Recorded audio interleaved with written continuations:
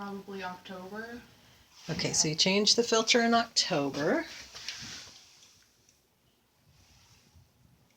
I'm like, it doesn't seem like it's been causing any problems, so I'm hoping we did it right. Yeah. Well, hopefully, yeah, I think you'd know if if it wasn't running as efficiently as it should with a brand new filter in there. Yeah. It also hasn't really been like cold enough for me to eat all. Boy, we're lucky, aren't we? I'm like lucky, but I also am like so scared for the earth. I know, huh? When we're